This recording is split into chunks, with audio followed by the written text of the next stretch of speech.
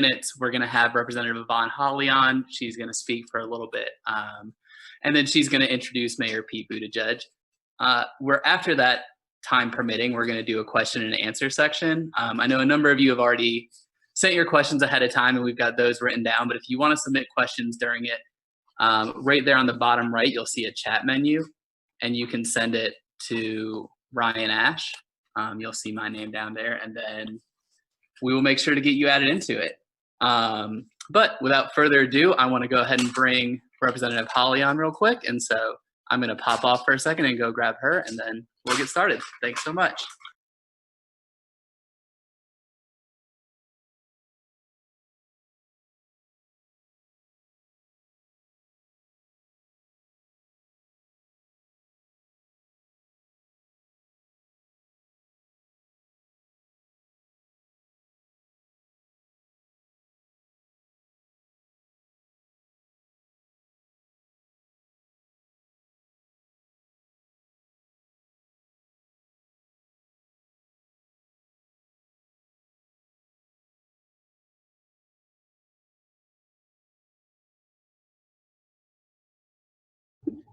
Okay, how come I have you there and not me? Okay. So am I on the main screen? Yeah, there you go. Okay. Good evening, everyone. I'm new at this video stuff, so please bear with us as we try to figure it all out. I am State Representative Yvonne Holley, and I am the Democratic nominee for Lieutenant Governor of the great state of North Carolina. And I am delighted and thrilled to be with you this evening. I have spent all day long at the North Carolina General Assembly and all day yesterday battling. I am a gladiator on the battlefield for North Carolina because the battles we are fighting are immense, and every bill we have to fight them on to get anything through that will have a positive and a progressive impact on the state of North Carolina. I want to talk a little bit about who I am. I am a Raleigh native. I have a North Carolina native, a graduate of Howard University in Washington, D.C., and I have spent 25 years in state government as a buyer contract specialist for scientific and medical equipment and purchasing contracts division. I know where and how the state of North Carolina spends its money, and I'm very familiar with all the inner workings of all of the departments that are there in the state of North Carolina. I am in my 8th year, my 4th term of the North Carolina General Assembly, where I have been in there since they've had the supermajority, and now they just have the majority. And it, as I say, every last one of us are gladiators on the battlefield. Sometimes the battle we win is just to keep a bad bill from getting better, but we fight hard every day and we hold them accountable and we make sure that the things that need to be said get said. I want to talk a little bit about some of my successes that I've had in the General Assembly. One of my biggest successes has been a food desert bill, where it took a couple of years, but I was able to get a study committee first on studying food deserts, which is food desert is any community that has in an urban area 1 or 2 miles without access to healthy, nutrient-rich foods, a grocery store, what have you. And in our rural areas, it's as much as 25 miles. Some places people have to go that far to get nutrient-rich foods in their community. I started off with a small committee that we were able to get a committee to study the bill. They didn't think it was going to be a big issue, and they gave us a little bitty room, but we ended up having to be in the biggest room there was because it was 75 people standing in the hallway. One of the things I want to say about that is that a good meeting is when nobody leaves the meeting, because after the meeting, they found out what somebody was doing on one part of the state that they were interested in doing, or they heard an idea. So after the meeting, people got together and they talked. And that's what we need to do more of now. We need to get together and we need to talk. We need to exchange ideas and we need to work together, both urban and rural, Republicans and Democrats. It makes no difference. We all need to get together to make the state of North Carolina a better place. I am delighted to say that my new passion has been in the areas of housing and I have done the same. I got a bill through to study, do a comprehensive housing bill. North Carolina does not have a Department of HUD, a housing department. So there's nobody that's looking at housing on a holistic approach. Well, I plan on looking at housing on a holistic approach all across the state of North Carolina. I'm also delighted today to say that a couple of my housing bills that I've gotten in have been dealing with the COVID-19. One of them is to help people who are renters who have been affected by COVID-19 or who have lost their jobs to be able to pay their rent while this is out for up to 6-month period of time. This is critical to help them pay their rent and utilities, because when this virus gets over and the courts open up, the line for eviction around the block will be just too long. So we want to try to keep people in their homes. We want to try to keep our families together in North Carolina, and this will be a critical way of doing so. Other part of that is that has another bill that will do the same for foreclosures. We have a number of people who will be on the brink of foreclosures because they've been able to pay their mortgages to it. Well, we have put a bill in there to try to do the same thing in the mortgage industry to prevent foreclosures. So these are some of the recent accomplishments that I'm proud of that I have gotten in the General Assembly, and we hope to be able to pass some of these bills out real soon. I'd like to make a great announcement today. I got a new endorsement from Moms Demand Action. So that's real exciting to be able to have the support of Moms Demand Action. I have on my orange flag print pen that represents them, and it's just a thrilling and exciting to have such a wonderful group of people to support me. Some of my other endorsements, and these are only a few, are Planned Parenthood, Emily's List, NCAE, that's not fun, the dog is barking, the AFL-CIO, the League of Conservation Voters, the Sierra Club, Higher Heights, as well as a countless number of other organizations that just a little too to mention today, but I wanted you to know that I am rapidly gaining the support of not just North Carolina agencies and groups, but agencies and groups across the country from a variety of topics because of what I represent and who I represent, which are you, the people of North Carolina. I want to give a special shout out today for a holiday that I don't know if many of you understand, as tomorrow is Juneteenth. And Juneteenth, you asked, I'm sure you're hearing a lot more about it today on the news.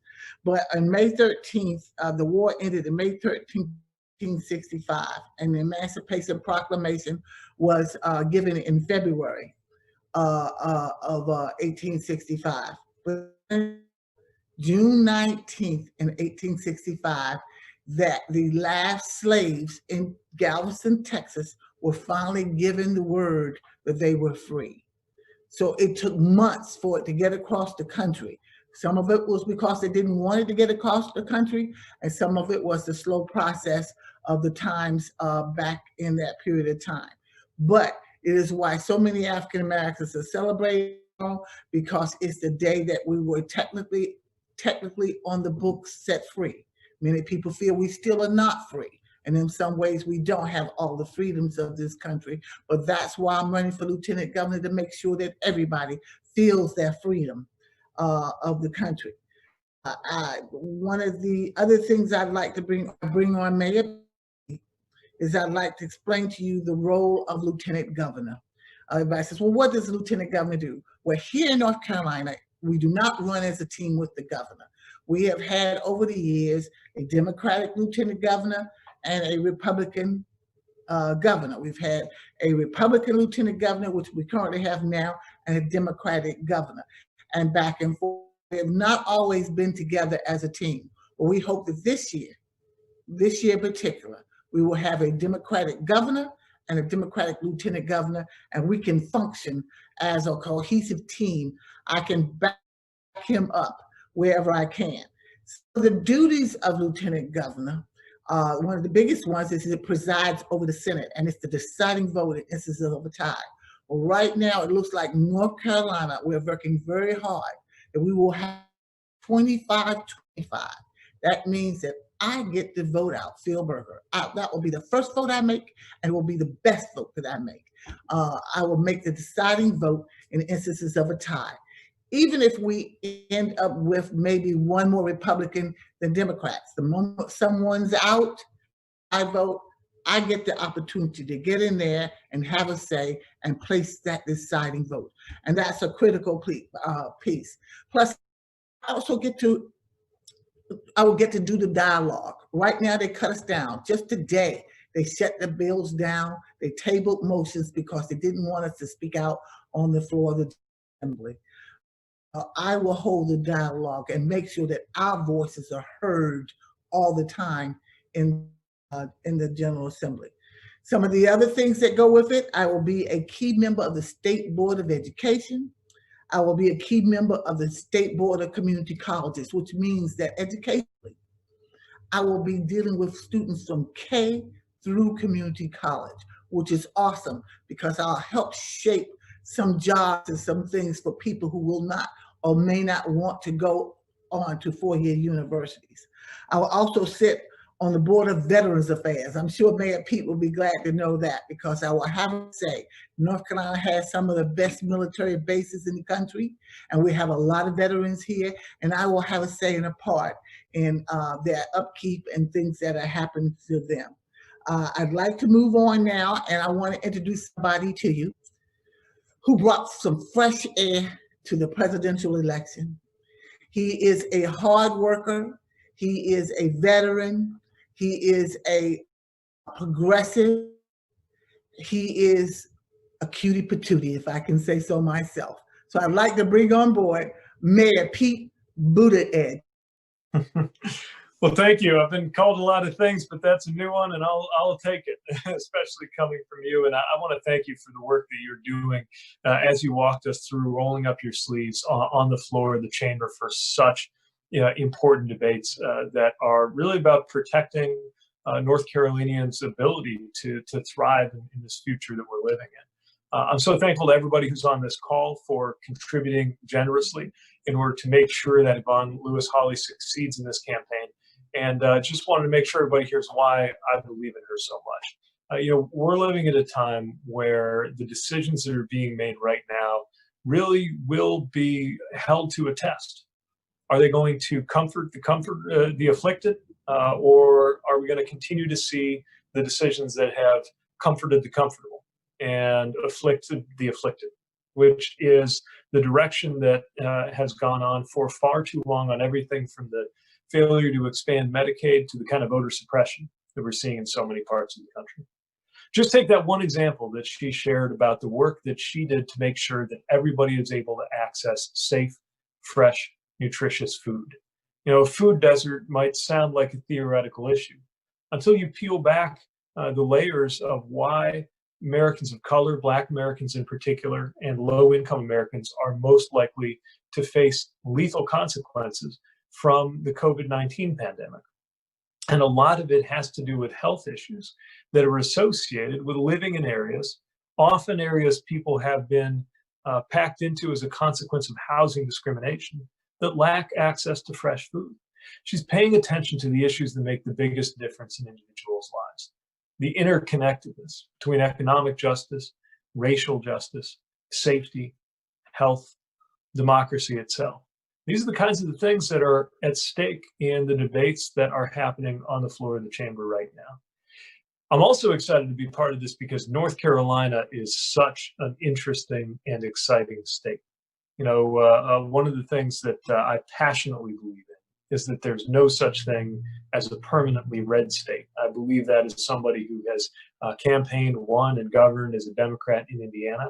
And I think all around the country, we're all going to be looking at North Carolina as a state that showed with the election of Roy Cooper for governor, and I hope will show with re-election alongside this campaign, that people are not locked into any partisan habit in a way that can't be broken, especially when so many lives are on the line. And seeing what we're seeing in North Carolina could be a sea change that will get the attention and lift the hopes of the entire country. And Yvonne Holley is at the forefront of that as a candidate for office.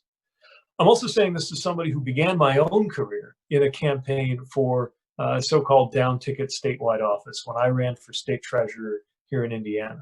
And so I appreciate that tutorial you gave us in all of the different responsibilities that come with the office, because not everybody knows that, from looking after veterans to the legislative connected roles that you have. You know, I think right now we're living in a moment where there's two kind of paradoxical things happening at the same time. One of them is that we're being reminded every single day about how important state and local officials are. We're being reminded that the presidency is not the only office that matters, because life and death decisions about how we respond to the COVID pandemic, about how we can confront police violence, about how we can deliver true racial and economic justice and safety in our communities. These are decisions that are being made by state officials and local officials. Even how our elections themselves are run, while there is congressional legislation that touches it, at the end of the day, mostly comes down to people in state and even in county office. So my point is, we're living in a moment that reminds us so powerfully why these state offices matter.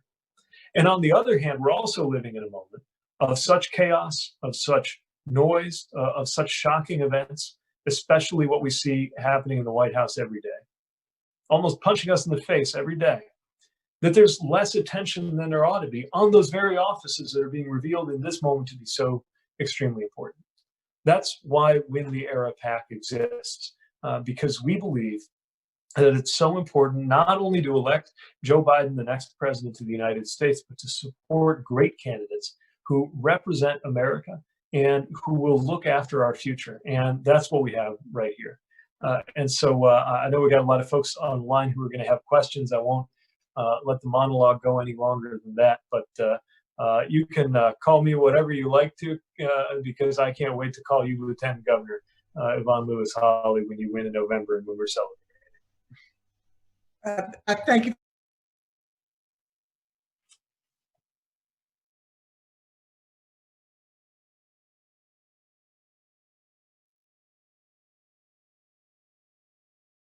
But I also have someone who's special to me, who is online, and that is Greer Martin, Representative Greer Martin, who is my seatmate and who is also a veteran. So I don't know if Greer wants to unmute himself and see if he can come on and say.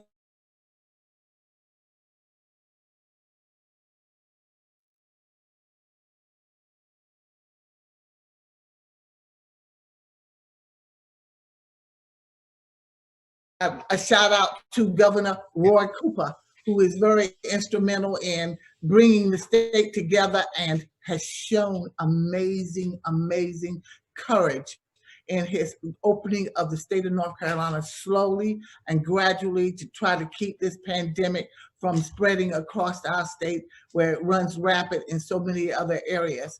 I just think that that's amazing, and that we need to give him out. And then I have a Reverend Sally Bates, who is a former chaplain of the North Carolina Senate, and I'd like to also welcome Sally on the call as well. Go ahead, Greer. I just want to say that Yvonne Holley and Pete Buttigieg, I know both of them well. I've seen them. I've seen their public face as they give speeches and go about serving as mayor, as a state representative, and as candidates, but I've also seen them behind closed doors when their true selves emerge. And they're two of the most wonderful, caring, passionate, most capable people I know. And to have two of them on the same call, have Pete here supporting Yvonne, just warms my heart. And I look forward to see what's next for Pete, and hopefully we can get him down to North Carolina, a COVID-free North Carolina, in January for Lieutenant Governor Holley's swearing in. And I just got to say, though, I'm a little jealous because Representative Holley has never, ever called me a cutie patootie. People can hear me. Okay, you're back. You're back. Well, thank you, Greer, for your comments and for being my friend and my confidant and for holding me down sometimes at the General Assembly when I need somebody to keep me from pulling out the sister girl, because I've been wanting to do her a lot lately, and Greer keeps me in check but then sometimes he tells me he wants that anger to come out, and I have to let him out. And Mayor Pete, he speaks of you often, and from the very beginning of your campaign, all he kept talking about was Mayor Pete, Mayor Pete. And so you have a good advocate there. So for whatever you're ready to do in the future, you got a constituency in North Carolina that's ready to help you out. Maybe I think we could go on now to a few of the questions. Sounds good. But just before we do, I want to share my admiration for Vera Martin, somebody of such integrity and a great friend, and someone who I've looked to as an example of both military and public service. So the last time I spent some quality time with him, I was chasing him from a very, very long way back at the Army 10-miler. And I just want you to know that with the honor of the Navy on the line, I'm going to take you up on that rematch next time we get a chance. And I'll look at y'all from a side, on the side of the road. So we open up now for some questions. Yeah, so I will jump on here. I have turned my video off just because we're trying to save Yvonne's internet, because we have 3 people on this call on the same internet, and we're realizing we've got some technical difficulties. But so our first question today is about specifically COVID-19 and how it's disproportionately affecting communities of color. And if one or both of you would like to speak about what we can be doing to help support minority-owned businesses and communities of color throughout this pandemic. Well, I love to start on that, answering that question. One of the things that we've been able to do is Governor Cooper has formed committees. One is a social justice committee that's dealing with some of the issues that are happening around North Carolina now, where he has put Attorney General Josh Stein and Supreme Court Justice Anita Earls in charge. The other one is Economic Development and Health Committee. And I am one of the co-chairs of the economic development piece of that. We are trying to do what we can to make sure that our businesses stay strong and that businesses continue to grow and we get more businesses. And North Carolina is business friendly for all businesses, minority owned, women owned, as well as the big corporations which seem to dot our community. So I'm going to work very hard. It is also one of the pillars of my ally program.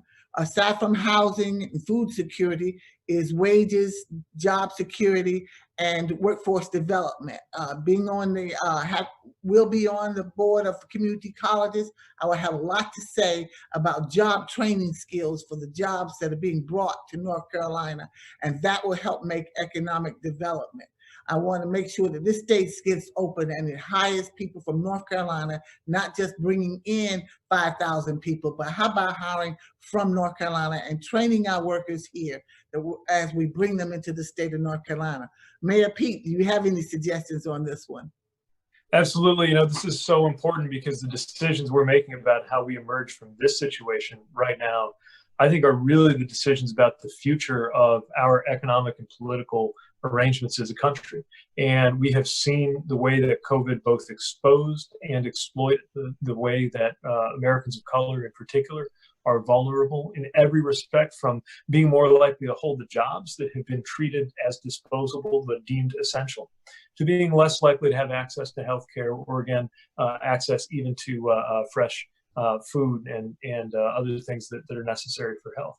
We got to make sure that economic empowerment is at the heart of our agenda. I strongly agree about that. And this is our chance to get it right. Look, we can't and shouldn't try to go back to an old normal, not after what got us here. We got to make sure that the next normal is built on more equitable terms. And in a country that has, over the last 400 years, never fully confronted the way that systemic racism has permeated every part of our life, as a country that has a lot of unfinished business, we've got a chance to make a real leap forward. And it all comes down to whether we've got the right leaders to do it. Of course, elections aren't enough. Social change and movements are driving a lot of this, but elections are indispensable. And this is going to be the chance that we'll look back on to set a better course for our communities, for states like North Carolina, and for the country as a whole. That's exactly why it's so important for us to be coming together doing what we're doing right now. Thank you. You want to give us another question? Yep. Sure. So the next one we have is from Greenville, North Carolina. And I think both of you can answer this one. What's the biggest lesson you've learned so far as you've been campaigning? You know, Representative Holley, obviously in the lieutenant governor's race, and then Mayor Pete running for president. You know, what have you learned that you'll be able to take with you? Mayor Pete, I'll let you take that one first. Sure. I'll say that the biggest thing that I took away is understanding just how much very, very different people have in common. You know, when you're running for president, you're kind of in the whole country at once. We would have days when we'd be in 4 different states in the course of a single day. You meet people with radically different experiences, different racial backgrounds, and different walks of life, different generations. And of course, you see the richness and the variety and the diversity of this country, and yet certain things rhyme across everybody's experiences and what they expect from their government. People expect not just good policies, but leadership that'll call them to their highest values. People are seeking a sense of belonging and a reassurance that this is a country that will have a place for everybody. And I think that search for belonging has taken different shape for different people, but I was amazed by how much it lined up in some way or another among the very different people in the very different communities that I traveled to. And it's that basic human need for not for government to decide how we're going to thrive, but for good government to lay out the foundations that empower us to thrive. That was something I saw everywhere, whether we were fielding a question about how to raise wages and empower workers, or hearing about the crises of mental health that deserve more and better attention from governments at every level. Or whether it's making sure that we confront the challenges of the moment, like the pandemic, or the coming challenges around climate change, do it in the right way. And these are things that bring us together much more than they divide us, and they're why the right kind of leaders, bridge builders, and leaders who bring policy understanding together with compassion are the ones who I think are going to get us through this moment.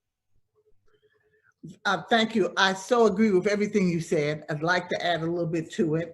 I feel that African Americans have been the conscience of the world, and we have done it with dignity, and we do it and repeatedly, and we have been victims for a long time, but we handle it with grace, and we are breaking out of it and asserting ourselves and demanding our rightful place as what the Constitution has so graciously given us. In doing so, we make this country a better place. We have people from all over. We have the Latinx community. We have Asian communities. We have Native Americans who have so much to give. And that's what makes America, the fabric of America, just so unique and so good, because if everybody thought alike, what a boring place this will be. It also opens us up for ideas and the difference in the cultures and the food and all of the things that come along with it. But it also, that diversity in instances of policy making and decision making brings so much to the table. And that's why electing me as Lieutenant Governor of the state of North Carolina is definitely a step in that direction, to bringing some of that voice of that diversity to North Carolina, and that North Carolina can show some true leadership for the world in so many areas. Great. So we'll do one more question. How has your campaigns changed because of COVID-19, and how can people support your campaign best? You want to take that first, Pete, or yeah? Sure, I'll have some idea. I'm definitely eager to hear your answers, but I'll tell you a couple thoughts because we're working with wonderful campaigns like this one. Look, I thought when we launched the Win the Era PAC that the best part about it would be traveling to different communities and campaigning physically at the side of the wonderful candidates we support. Obviously, we're not getting to do that just yet, but here's what I've observed. Candidates like Representative Holley continue to be doing the work that candidates need to do. They have to do it over video more often, but they're doing the work. They're engaging on policy, they're talking to media, they're raising the funds, they're inspiring their volunteers, they're making their case. They're doing the work. So the question really is for the rest of us who aren't candidates, how do we figure out how to do the things we like to do to support those people who are, in a way that sometimes has to be shifted into the virtual space? And of course, we're doing it right now. So I'm kind of preaching to the choir on this. But we've found a way to come together and raise resources without being able to be in a room together with some appetizers as we might be otherwise. Now we've got to figure out how to do all those other things, how to spread the word when that may have to be online more than usual, how to volunteer and be part of operations to reach out to voters in ways that might have to be virtual, but we can absolutely do it. So whenever I hear somebody say, oh, how can Democrats compete? How can a great candidate do well when we got to shift everything in the pandemic? I always think the best answer is, you're the answer to that question. We are the answer to that question, because the candidates, as you see right now, they're doing that same work day in, day out, even if more and more of it has to be done over Zoom for the time being.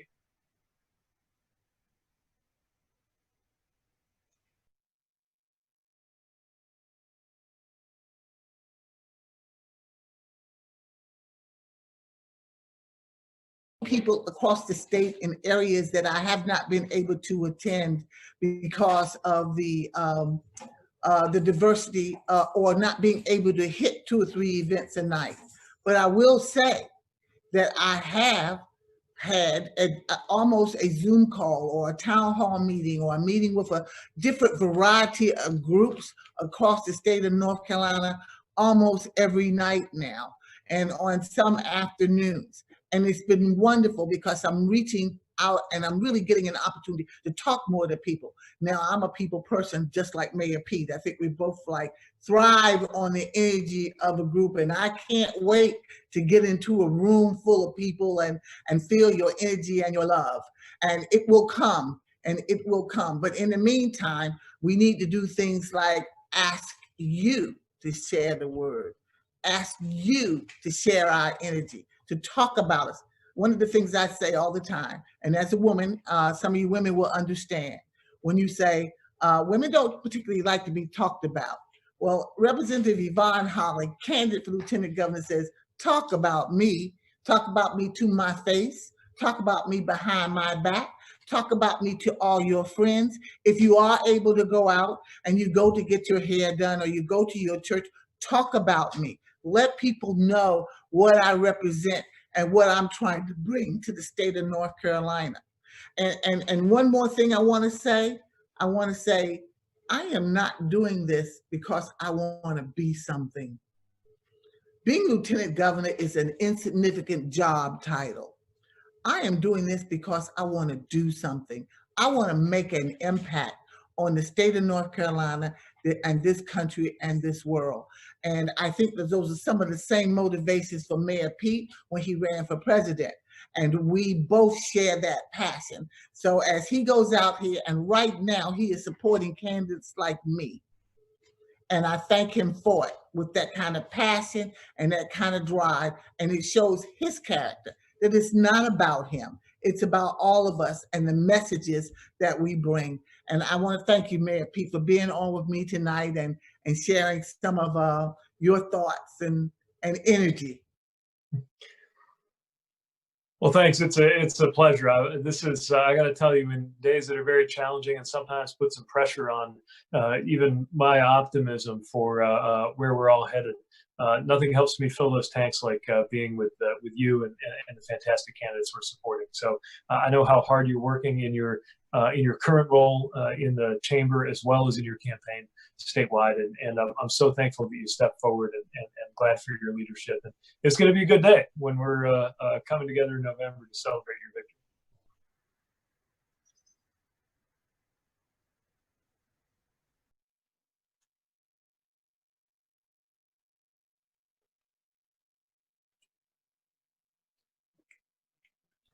Honorable Chris Haggerty, Representative Darren Jackson, Representative Allison Dahl, Representative Greer Martin, Mark Calloway, Brad Zabel, Brad Hauser, Jonathan Melton, Matthew Beaver, Lynn Holmes, Amy Tiegman, Bill Gerkson, Alan Wellens, Elizabeth Frankenberg, Mary Jo Swain, and Barry Schaefer. These are some of the good North Carolina people that wanted to come tonight and wanted to help sponsor this event so we can have Mayor Pete here and help make my campaign a better place. And I want to thank them all for their contribution.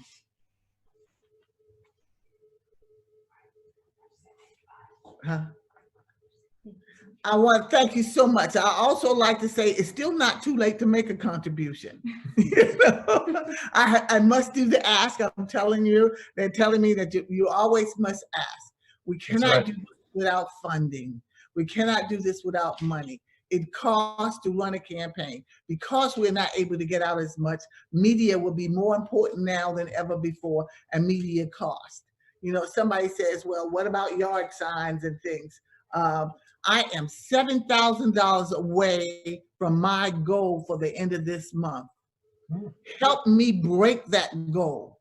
Help me break it, because I'm going to need the funds to do things for media and to get the word out, especially if the COVID-19 quarantines continue.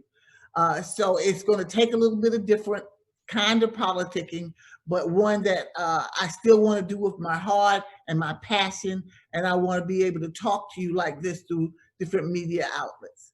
So please, if you can go online, YvonneLewisHolley.com, you can make an additional donation, you can tell all your friends about it, and you can continue to support me and other great candidates of North Carolina who are out here trying to be progressive and to move North Carolina forward.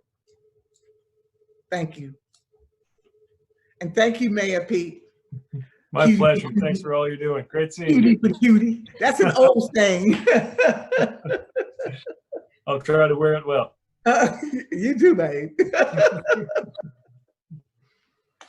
Ryan, you want to log us off? You want to log us off?